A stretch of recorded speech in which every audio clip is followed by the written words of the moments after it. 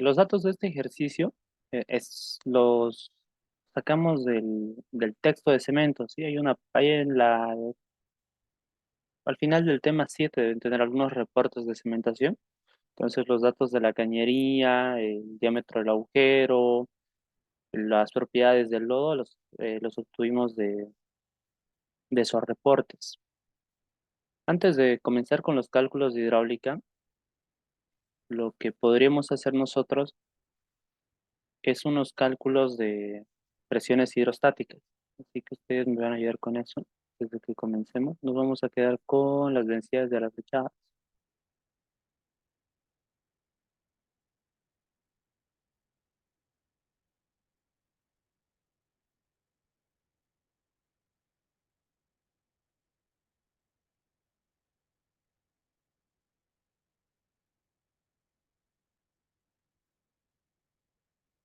Cálculo de presión hidrostática.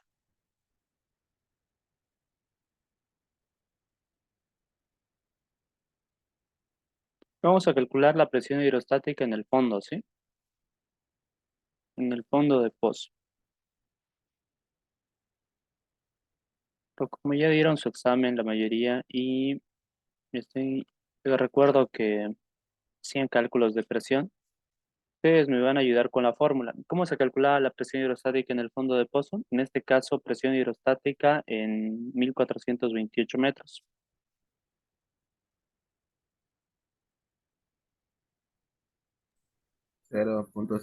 0.052 Bien. por, por la densidad de lodo o la Eh, lechada, ¿no? sí, vamos a calcular la presión hidrostática en el espacio anular si quieren, ¿sí? Ah, ya. Presión hidrostática en el espacio anular, ¿cómo lo tienen? En el espacio anular a la profundidad del fondo de pozo, o sea, a 1428.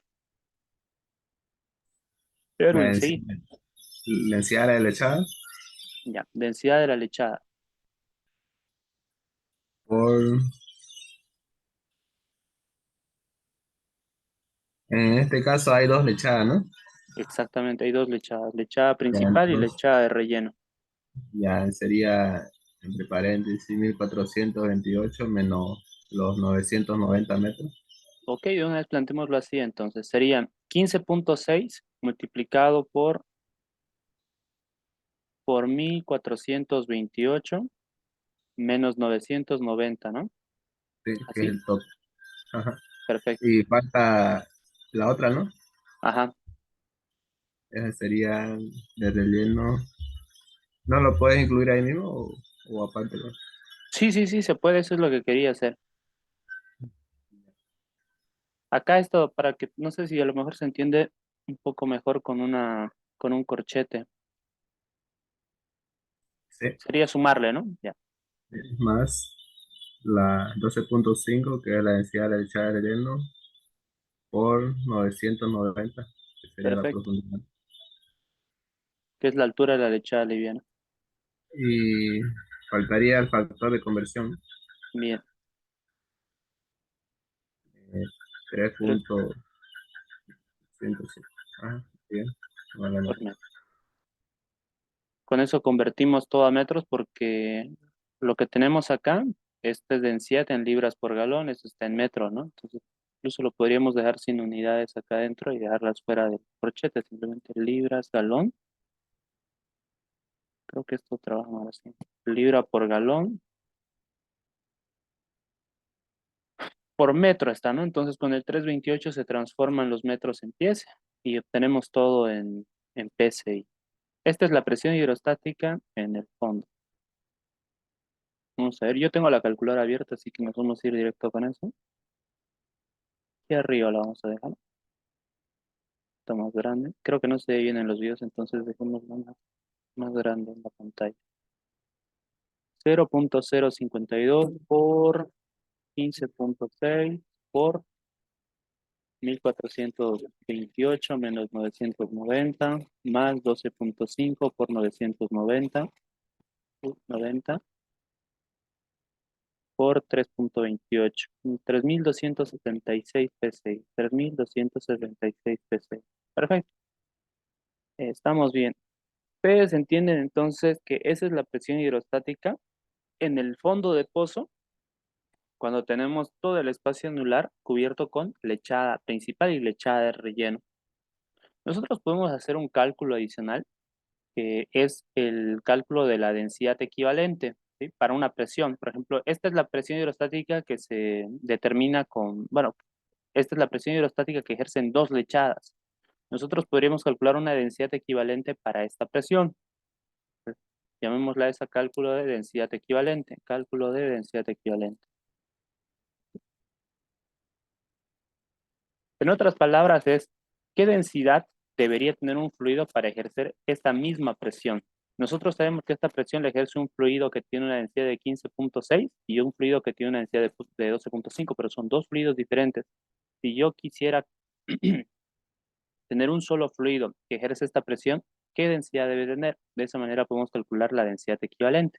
Es simplemente decir, ¿no? Que la presión hidrostática a esta profundidad es 0,052 multiplicado por la densidad del fluido, por la densidad equivalente, llamémosla, multiplicado por la profundidad. Si lo que queremos encontrar es la densidad equivalente, se despeja, ¿no? Y a esta presión hidrostática va a pasar a dividir nuestro factor y la profundidad que estaban multiplicando.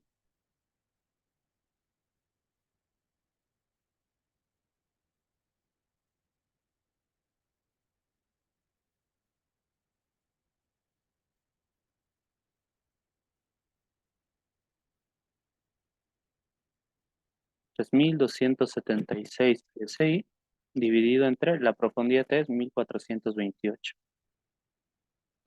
Entonces, en metros, nosotros trabajamos pies para la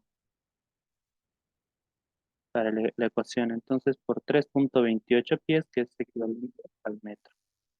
El resultado sería la densidad en libras por galón, que debería ser una densidad que esté entre las dos densidades que manejamos acá. Veamos cuánto nos da. 3276 dividido entre 0,052 por 1428 por 3,28. 13,45 libras por galón. Esa sería la densidad equivalente. Esta es la presión hidrostática, esta es la densidad equivalente estática. En lodos nosotros escuchamos hablar sobre la densidad equivalente de circulación o la presión de circulación. Cuando tenemos un fluido circulando en el pozo, se generan caídas de presión, ¿sí? Se pierde presión debido a la fricción en las paredes del pozo, a la fricción con la cañería. Y esas caídas de presión ocurren en el interior de la cañería y en el espacio anular. Durante las, dur- Mientras tenemos circulación, la presión en el fondo de pozo es diferente a la presión hidrostática, porque esta es una presión que considera que el fluido está estático. Si nosotros estamos circulando, tenemos que calcular una presión de circulación, y esa presión de circulación era igual a la presión hidrostática más las caídas de presión en el espacio anular. Eso hacíamos en lodos, ¿no? Bueno, lo hicimos en un ejercicio. Calculábamos las caídas de presión en el espacio anular y las sumábamos a la presión hidrostática, y esa era nuestra presión de circulación. Y también podíamos calcular una densidad equivalente de circulación, que sería considerar la presión hidrostática más las caídas de presión en el espacio anular. Así que lo que vamos a hacer hoy día es eso. Vamos a calcular las caídas de presión en las secciones 3, 4 y 5, es el espacio anular. Y con esas caídas de presión vamos a calcular la densidad equivalente de circulación. Para entrar a esos cálculos deberíamos recordar un poquito sobre los regímenes de flujo, que también vieron en LOS o en mecánica de fluidos. ¿Recuerdan? ¿Alguien se acuerda cuáles eran los regímenes de flujo? Son tres.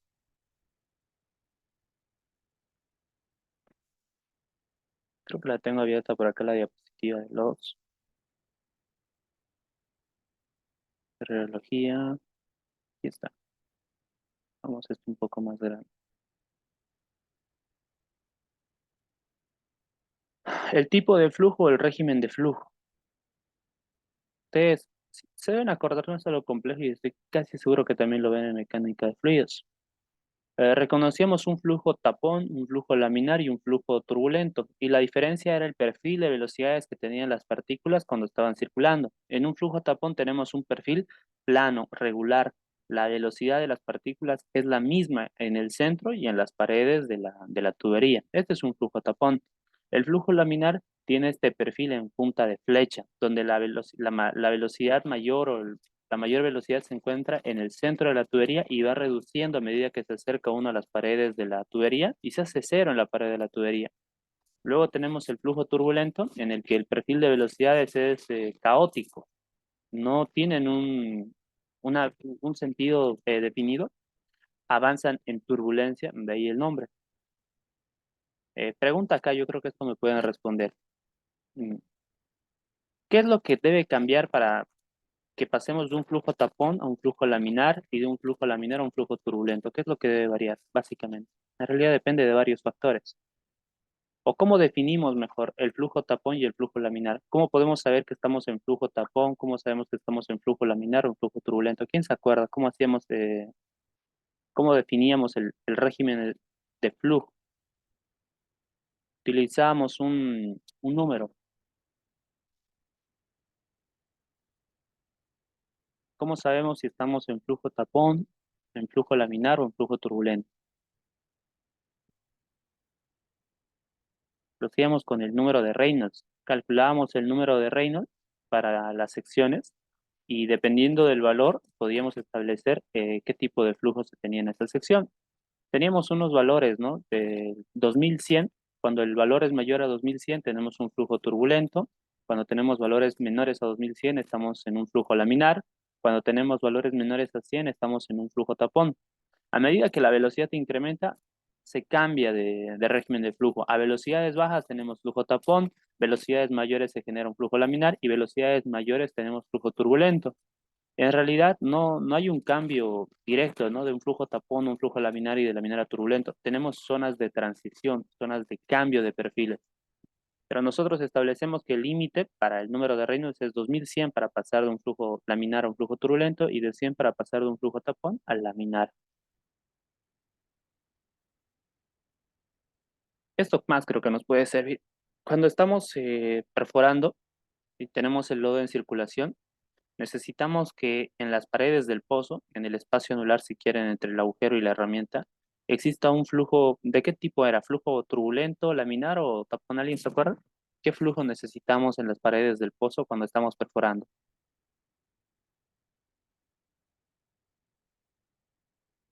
¿Cuál de estos tres era el que se necesita tener durante la perforación del pozo?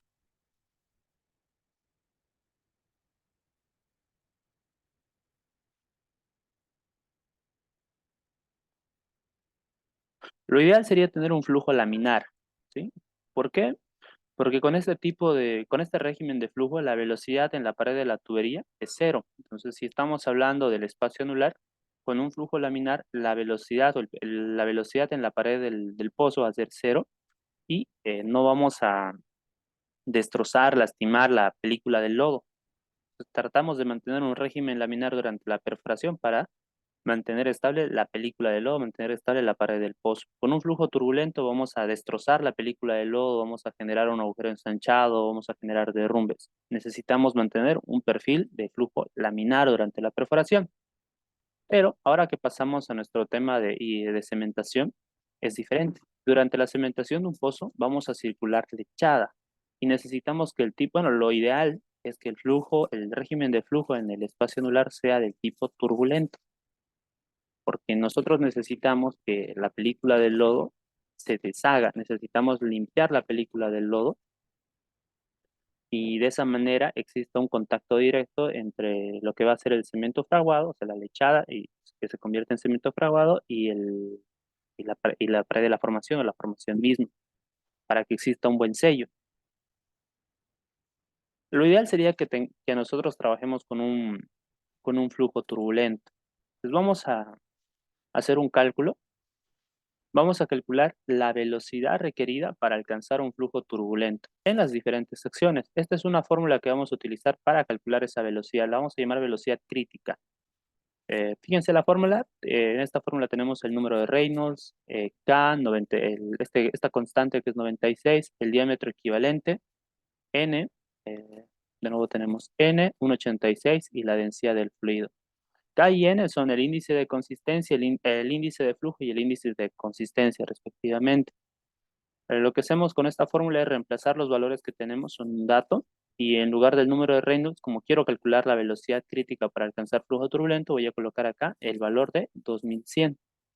Eso tendríamos que hacerlo para las diferentes secciones y vamos a determinar qué tipo de, qué velocidad necesitamos para tener un flujo turbulento en cada uno.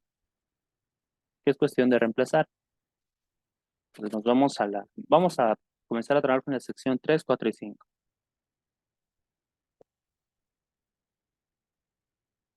La velocidad en la sección 3 sería igual a ¿qué? Mm,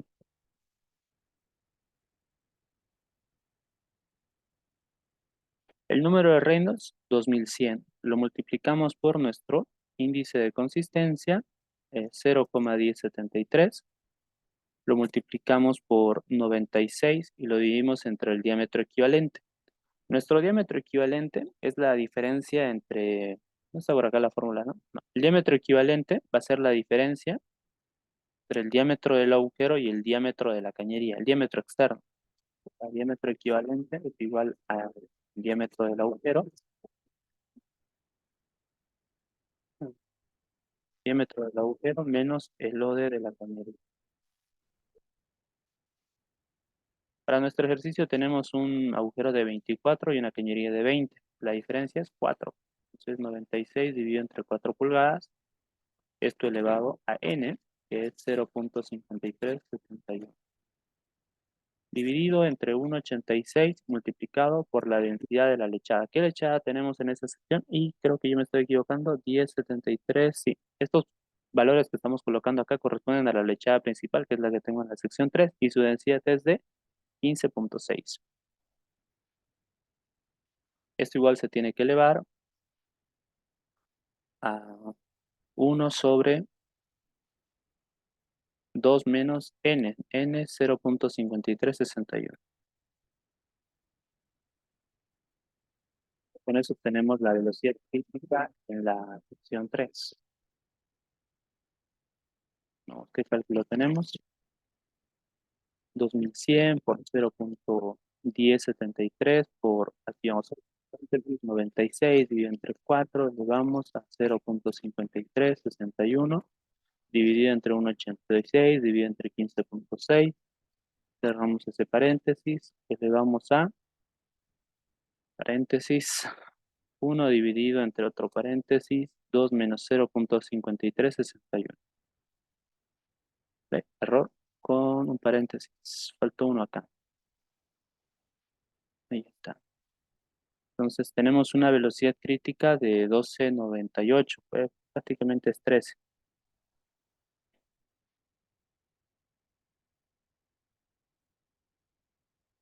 12,99. Esto va a quedarnos en pies por segundo con la fórmula, ¿sí? Esa es la velocidad crítica en la sección 3. Para que en la sección 3 exista un flujo turbulento, la velocidad del fluido debe ser igual a 13 pies por segundo. Veamos qué velocidad debe existir en la sección 4. No es la misma. ¿Por qué no va a ser la misma? Porque tengo un fluido diferente, que tiene tienen índice de consistencia, índices de flujo diferentes, tienen una densidad diferente. Entonces vamos a calcular qué velocidad se requiere en la sección 4 para tener un flujo turbulento. Mantenemos el 2100, que es el valor del número de Reynolds, el número de Reynolds que indica el flujo turbulento. Vamos a cambiar este índice de consistencia por 0,0661. El diámetro equivalente se mantiene, el 96 es una constante, el valor de n va a cambiar de 0,27, me equivoqué acá, 2789, cambia el valor de la densidad, 12,5, y acá vamos a terminar de cambiar el valor de n, 0,2789. Cambiando en la calculadora,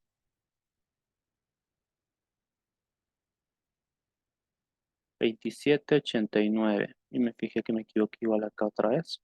Vamos a borrar este cero doble. Ahí, 27,89. Esto es 12,5. 27,89.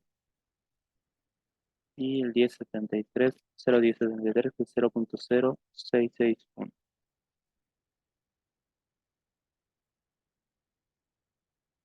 4,72, 4,73. Para que la lechada de relleno llegue a un flujo turbulento, necesita tener una velocidad de 4,73 pies por segundo. Entonces requiere menos velocidad que la lechada principal. La sección 5 continúa siendo lechada liviana, lechada de relleno. Lo único que va a cambiar es el diámetro equivalente, ¿sí? Porque continúa el mismo índice de consistencia, el índice de flujo, solo cambia el diámetro equivalente. Nos encontramos con un espacio anular entre cañerías. 28,5 es el diámetro interno, 24 el diámetro, 20 era el diámetro de la cañería. Entonces, el diámetro equivalente sería 8,5. Continúa el índice de flujo, la densidad y el índice de flujo. Solo tendríamos que cambiar ese valor. Vamos a la calculadora. Cambiamos 8,5. 418. 418 pies por segundo. Estas son las velocidades que nosotros requerimos en el espacio anular para obtener un flujo turbulento. Ahora acá me gustaría que quede clara una cosa. No lo marcó también. Bueno, para obtener esta velocidad se requiere un determinado caudal, ¿sí? Vamos a suponer que es un caudal de 10 barriles por minuto. Si yo desplazo el, si yo hago el desplazamiento de la lechada a un caudal de 10 barriles por minuto, voy a conseguir esta velocidad en la sección 3, ¿sí? Y en la sección 4 va a ser la misma, porque tienen las mismas dimensiones, ¿sí? La sección tiene las mismas dimensiones. En la sección 5 la velocidad va a ser diferente, pero se calcula con el mismo caudal. Para conseguir esta velocidad necesito un caudal y con ese caudal se calculan las velocidades en la sección 4 y 5. La velocidad la velocidad en la sección 4 también va a ser de 12,99 si manejo un caudal de 10. Lo que quiero decir es que nosotros tenemos que elegir una de estas velocidades para calcular un caudal óptimo. Acá la velocidad con un valor mayor es la de 12,99, la velocidad en la sección 3. Entonces yo necesito un caudal que me permita obtener esta velocidad de flujo. No quiero un caudal que me permita obtener esta velocidad de flujo, porque con esta velocidad de flujo no voy a obtener el flujo turbulento en la sección 3. Necesito un caudal Necesito un caudal que me permita conseguir esta velocidad de flujo. Eso me va a permitir conseguir la velocidad de flujo en la sección 4, va a ser 12,99. En esta sección debería ser el diámetro equivalente es mayor, ¿no? La velocidad va a ser menor, pero aún así alcanzaría el flujo turbulento. El siguiente paso para nosotros es calcular un caudal de desplazamiento óptimo. Yo elijo una velocidad crítica de las que calculamos anteriormente y la voy a multiplicar por la capacidad. De esa manera voy a obtener el caudal. Entonces vamos a copiarnos esta.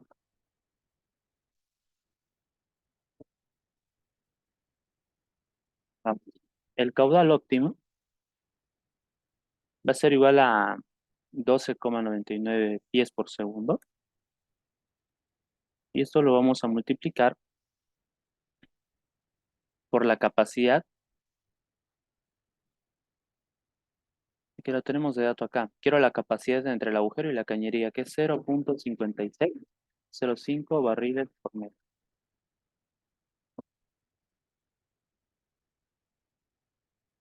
¿Cuánto nos va a dar? ¿Cuál va a ser el resultado de esa operación? Y el tema de unidades también, ¿no? 12.99 por 0.5605 es 23. ¿Pero 23 qué? Fíjense que estamos multiplicando pies por segundo por barriles por metro. Necesitamos aplicar unos factores de conversión para obtener el caudal en barriles por minuto. Así que lo que vamos a hacer es transformar. Vamos a transformar los pies. Podemos transformarlos. Creo que nos conviene.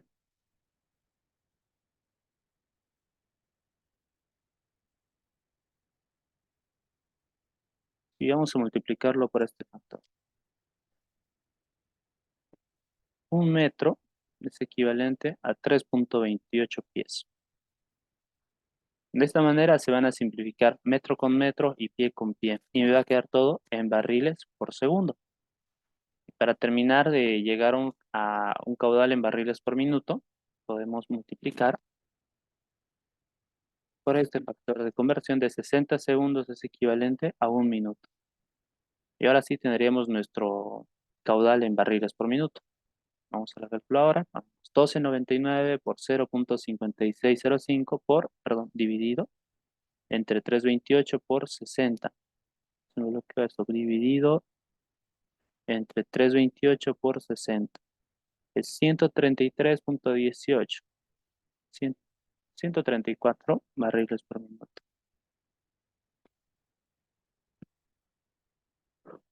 El caudal que me permite obtener esta velocidad de flujo en la sección 3 es 134 barriles por minuto. Es un caudal muy alto. ¿Sí? Es algo absurdo. No se puede cimentar con este caudal. Entonces, esto lo podemos anotar para realizar la cementación de las cañerías que no son profundas, cañerías guías, cañerías superficiales, algunas intermedias. Es muy difícil que nosotros podamos obtener un flujo turbulento porque requiere caudales muy altos. Así que lo que hacemos es cementar en flujo tapón a caudales de desplazamiento con caudales de desplazamiento que son bajos. Ya vemos con esto que no es técnicamente posible conseguir este caudal de desplazamiento, así que vamos a hacer un nuevo cálculo. Hace un momento calculamos la velocidad crítica para obtener un flujo turbulento. Calculemos la velocidad crítica para obtener un flujo tapón. Utilizamos la misma fórmula, lo único que vamos a cambiar es nuestro número de Reynolds, que va a ser de 100. Que saben, para ahorrar un poco de tiempo, vamos a copiar estas fórmulas que ya las teníamos para la sección 3, 4 y esta era la sección 5. No cambié, lo llevamos acá. Entonces, lo que vamos a cambiar acá es este factor por 100 y estaríamos obteniendo las velocidades críticas para obtener un flujo tapón.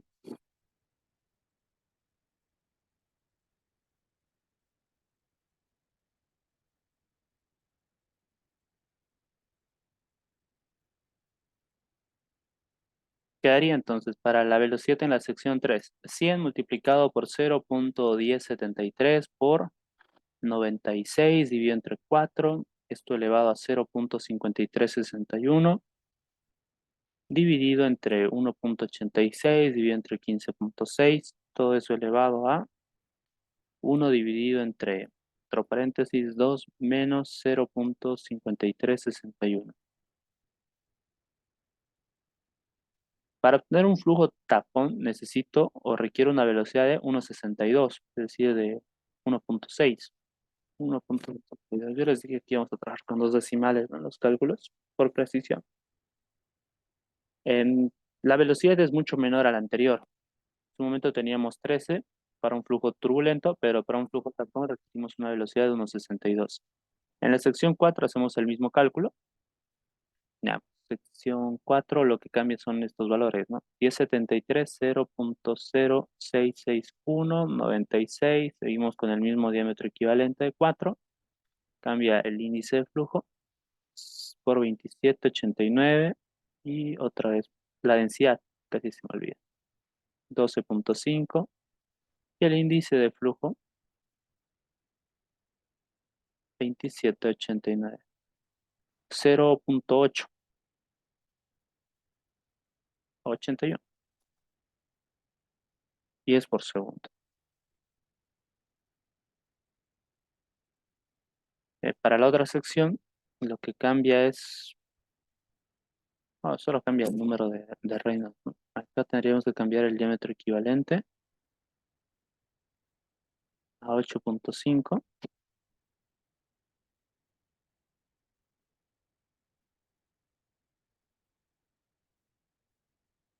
y obtenemos 0.71.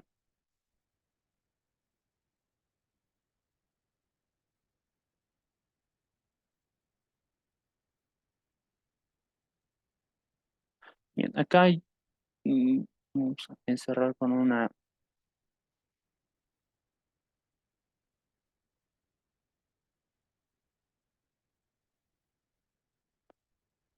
roja.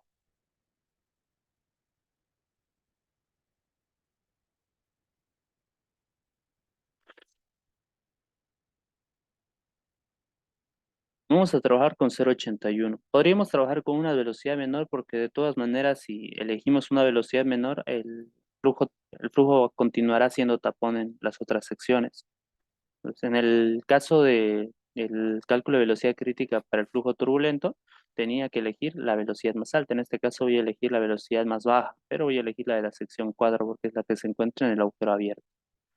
Así que con esta velocidad calculemos nuestro caudal de desplazamiento o el caudal óptimo de desplazamiento.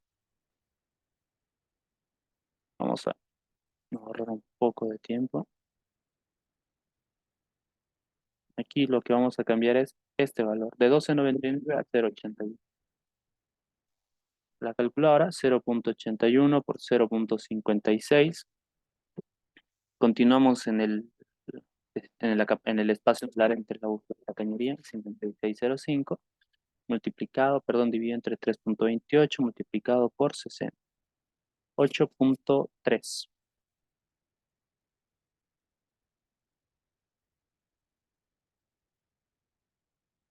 8.3. Con 8.3 barriles por minuto, nosotros vamos a obtener flujo tapón en la sección 4, en la sección 3 y también en la sección 5. Un momento acá porque tengo este valor de 0.71. Ah, claro, ya está bien. Pero nosotros vamos a trabajar directamente con 8, lo vamos a redondear a 8. 8 barriles por minuto. Este es el caudal de desplazamiento óptimo. Con este caudal tenemos flujo tapón en todas las secciones.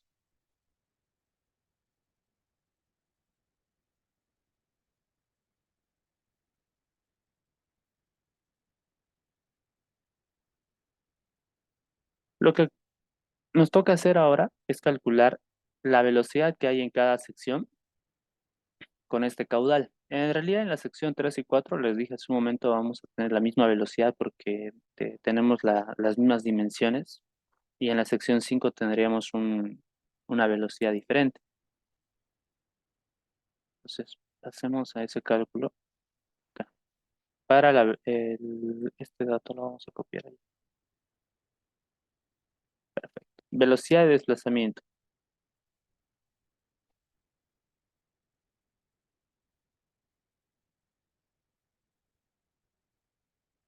La, velo- la velocidad de desplazamiento en la sección 3 va a ser igual a ¿qué? Al caudal sobre la capacidad. Nuestro caudal es de 8 barriles por minuto y lo vamos a dividir entre la capacidad de 0.5605 barriles por metro.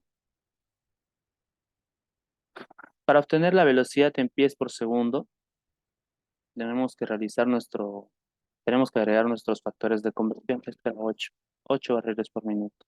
Entonces, transformemos los minutos en segundos. Un minuto es equivalente a 60 segundos y de este lado transformemos los metros en pies. Un metro es equivalente a 3.28 pies. Y se simplifican nuestras unidades y vamos a trabajar directamente en pies por segundos. Reemplacemos en la calculadora. Tengo 8 dividido entre 60, dividido entre 0.56. 8 dividido entre 60, dividido entre 0.5605, multiplicado por 3.28. Esto nos da, ¿está bien? 8 dividido entre 60, dividido entre 0.56, por 3 no dividido, por 3.28. 0.78. Esto va a ser la velocidad en la sección 3. En la sección 4 tenemos la misma velocidad, porque fíjense que la velocidad de desplazamiento está en función del caudal y la capacidad del caudal va a ser el mismo en las diferentes secciones. Entonces es lo mismo. Va a cambiar en la sección 5, porque tenemos una capacidad diferente que es de 1.3129 barriles por minuto. Vamos acá, 8 dividido entre 60.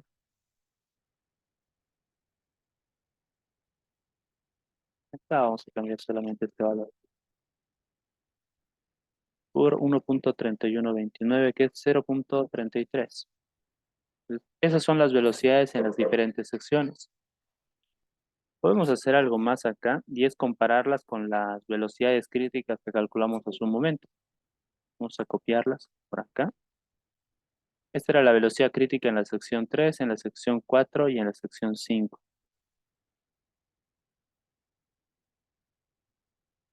Entonces, aquí borramos esto.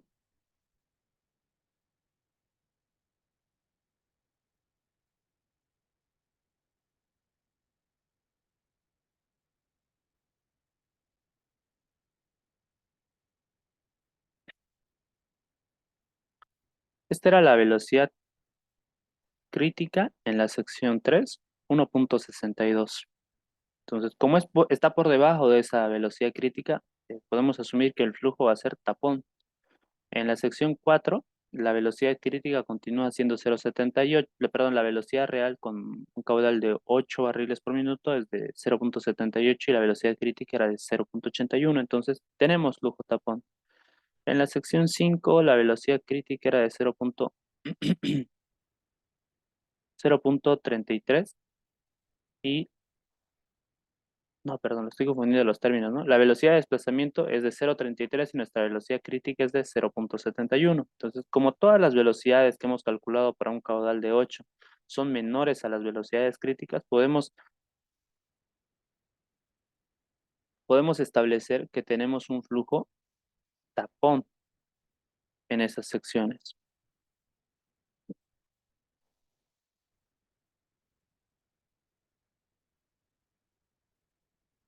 Entonces, tenemos flujo tapón.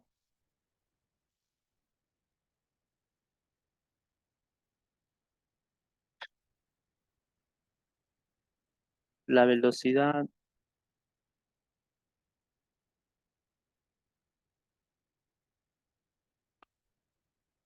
la velocidad de desplazamiento en la sección 3 es menor a la velocidad crítica en la sección 3. Como la velocidad de desplazamiento es menor, entonces flujo tapón. Y lo mismo va para las otras secciones. ¿Por qué es necesario determinar el tipo de flujo? Si es tapón, laminar o turbulento.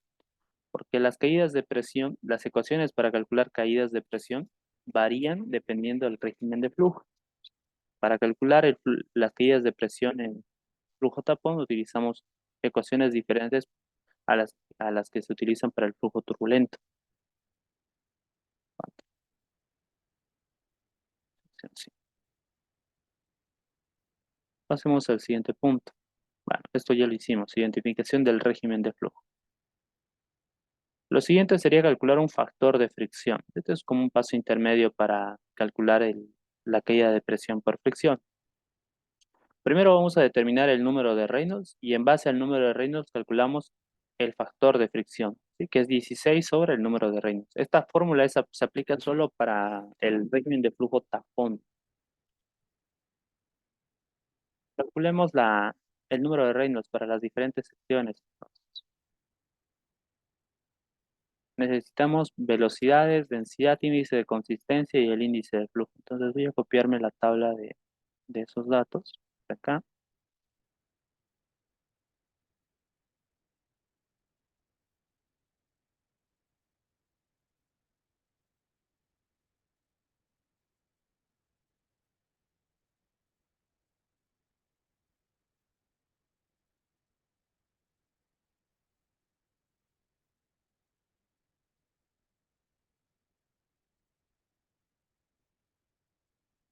Bien.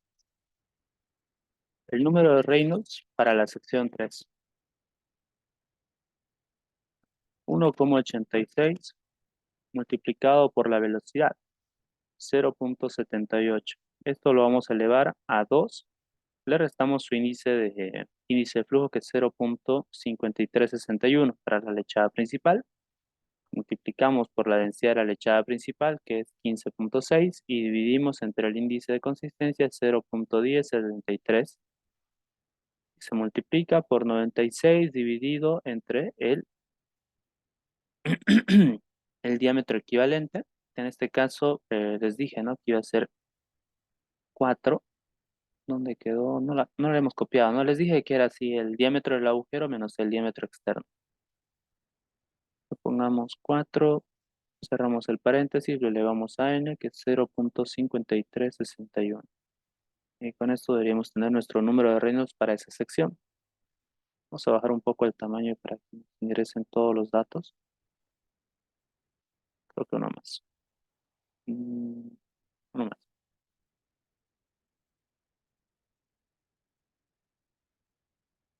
Calculadora: 1,86 por 0,78 elevado a 2 menos 0,5361 por 15,6 dividido entre 0,1073 dividido entre 96 dividido entre 4 elevado a 0,5361.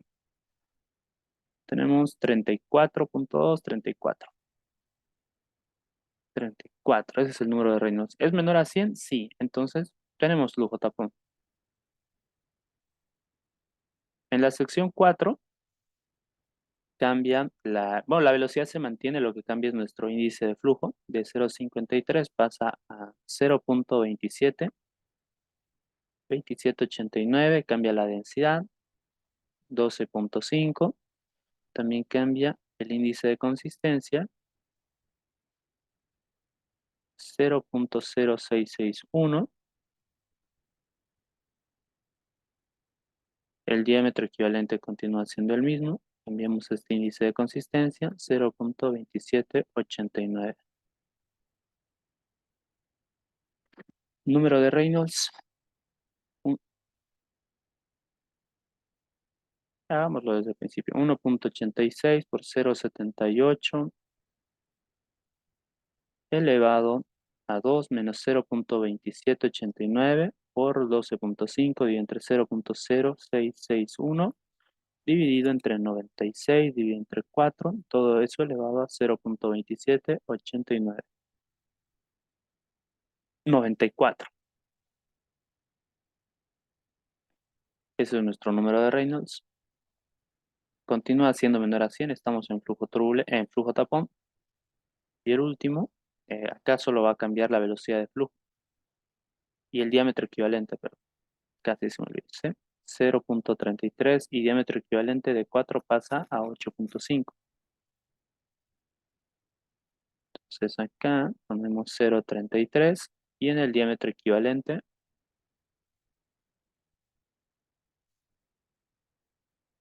el diámetro equivalente 8,5. Creo que acá moví todo. No, quedó bien. 26.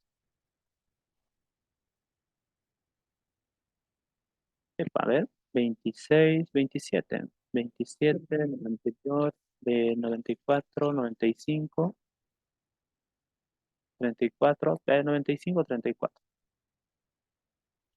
Como ya tenemos identificado nuestro número de reinos, pues vamos a calcular el factor de fricción.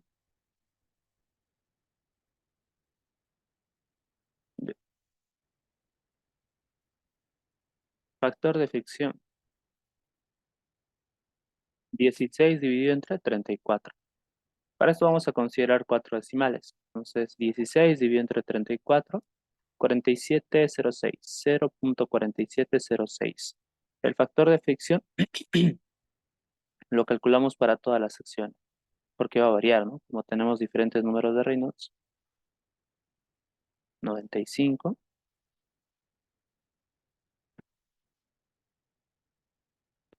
0.1684.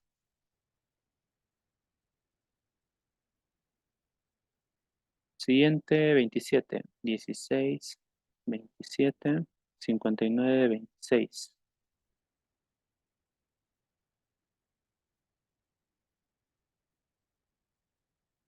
Vamos, factor de fricción 3.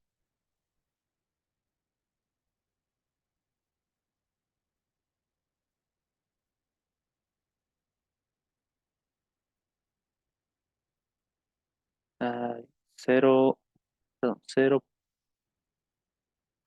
0.5926. Ahora sí.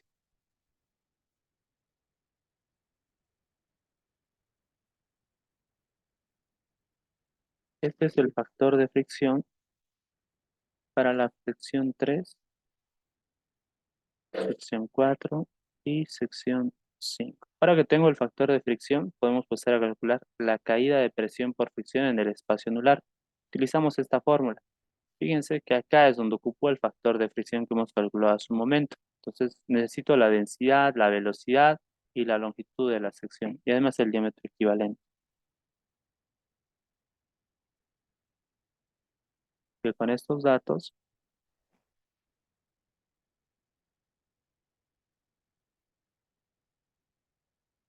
además de velocidades,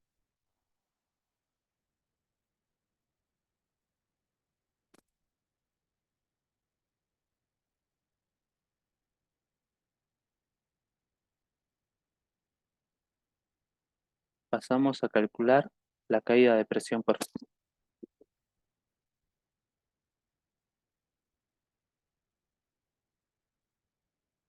0.039 multiplicado por la densidad. Estamos en la sección 3, es 15.6 multiplicado por la velocidad al cuadrado, 0.78 al cuadrado, multiplicado por el factor de fricción, que es 0.4706 dividido entre el diámetro equivalente, que es 4, y se multiplica por la longitud de la sección. De 990 a 1425, son 435 metros. Solo lo ponemos por diferencia, igual no importa. 1425 menos 990 metros. Esta longitud tiene que estar en pies, así que lo vamos a multiplicar también por nuestro factor de conversión, 3.28 pies, que equivale a un metro. Y el resultado va a ser la caída de presión por fricción para la sección 3. Calculadora, ya vamos terminando. 0.039 por 15.6 por 0.78 al cuadrado, multiplicado por 0.4706 dividido entre 4 por 1425 menos 990. Me olvidé el 3.28. 62 P6. Esa es la caída de presión por fricción en la sección 3. En la sección 4 cambia la densidad del fluido, 12.5. La velocidad de flujo se mantiene. El factor de fricción cambia, 1684. El diámetro equivalente se mantiene. La longitud de la sección cambia. Va a ser 990 dividido, perdón, menos 80 metros. Y aplica el mismo factor de conversión. Entonces, este valor lo vamos a cambiar por 12.5. Continúa esta velocidad. Cambiamos este factor de fricción, 1684. Dividimos entre 4. Y acá le restamos a 990, 80. 37 empecé. Caída de presión por fricción de 37. Las caídas de presión por fricción en flujo turbulento son mayores que en flujo tapón. Entonces, algo que igual, no, mejor eso se lo explico cuando calculemos la densidad equivalente de circulación, pero lo voy a mantener ahí. Para la sección 5, lo que va a cambiar es la velocidad de flujo, 0,78, 0,33. Y nuestro factor de fricción, 59,26. La longitud es 80 metros. La densidad se mantiene. Entonces, 33 al cuadrado, 59,26. Ah, el diámetro equivalente igual, 8,5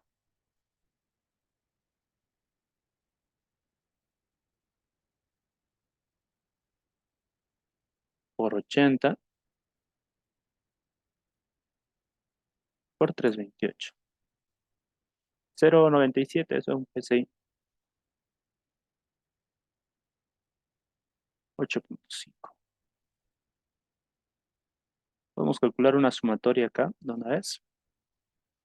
Sumatoria de caídas de presión por fricción en el espacio anular. Que va a ser igual, sumamos todo, 62 más 37 más un PSI.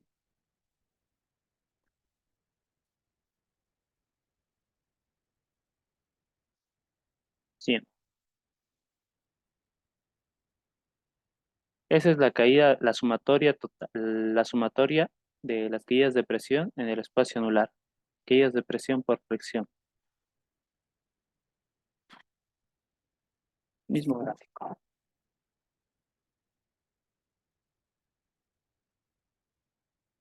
Mm.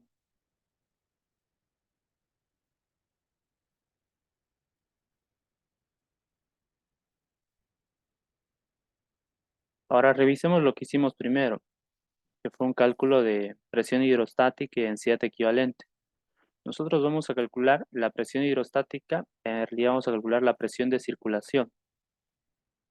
Presión de circulación en el espacio anular a la profundidad del fondo de pozo. ¿Qué datos tenemos? Tengo la caída de presión por fricción en el espacio anular y también tenemos de dato la presión hidrostática. Este dato con el que nos ayudó Erwin.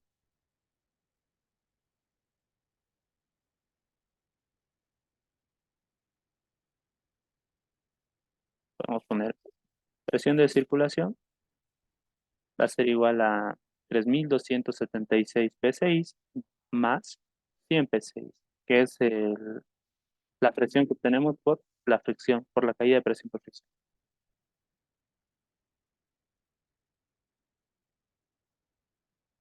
Esto es 3.376 PSI.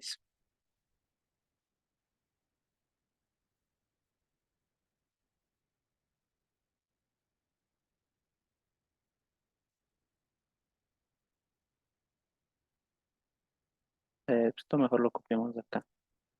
Después calculamos la densidad equivalente estática, que era 1345. Ahora vamos a calcular la densidad equivalente de circulación,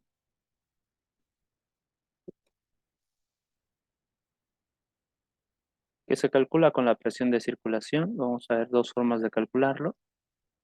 Usamos esta de acá, ¿se acuerdan? Para la estática. Ponemos densidad equivalente de circulación. Ah, equivalente de circulación.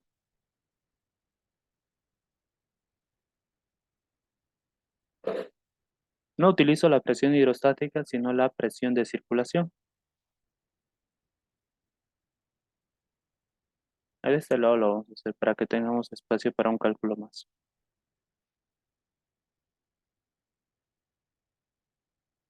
La presión de circulación, 3.376 PSI.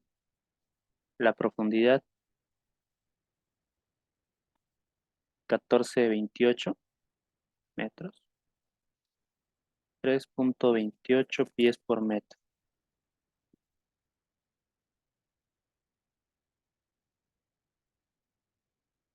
¿Cuánto nos da esto? 3376 dividido entre 0.052 dividido entre 1428 dividido entre 3.28. 1386, 1386, 1386, 13.9 libras por galón. Esa es la densidad equivalente de circulación. Otra forma de calcularlo sería con la densidad equivalente estática que habíamos calculado hace un momento. Circulación estática, pongamos. Y esta fórmula se parece un poco más a la que veíamos en lodos. La densidad equivalente de circulación es igual a la densidad equivalente estática, epa, más esta caída de presión en el espacio anular. Entonces, si reemplazamos acá, deberíamos obtener el mismo valor, o un valor aproximado. Diferencia de 0.01, de 13.45 libras por galón, más, aquí son 100 psi, dividido entre la profundidad, que es 1428, por este factor de conversión, por metro.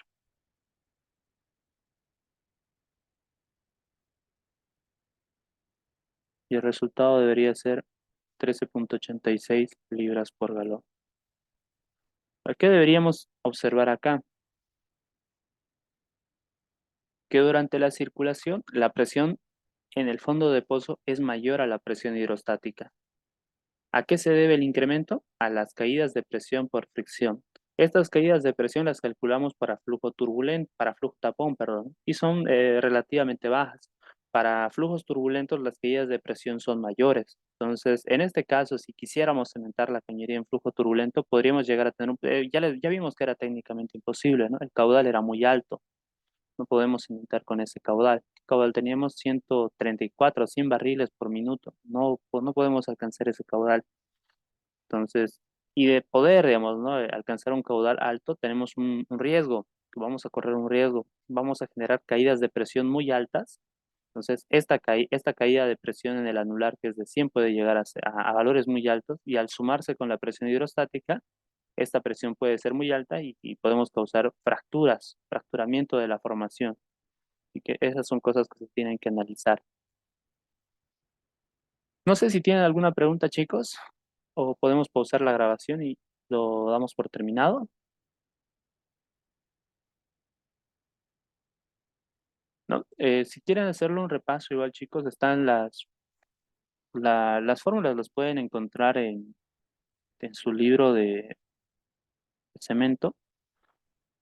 Estas de acá estaban en el libro de la SP, en la monografía que les pasa a don Arturo a principio de semestre. Entonces, aquí tienen las fórmulas, en qué unidades tienen que estar. Si quieren hacerlo un análisis más a detalle. Para el primer y segundo parcial no tienen cálculos de hidráulica de cementación, ¿sí? Programados para su parcial. Pero esto es para que acompañen a su tema de reología que lo van a llevar para el segundo parcial. Bien, si no hay otra pregunta, si no hay preguntas, entonces vamos a pausar la grabación.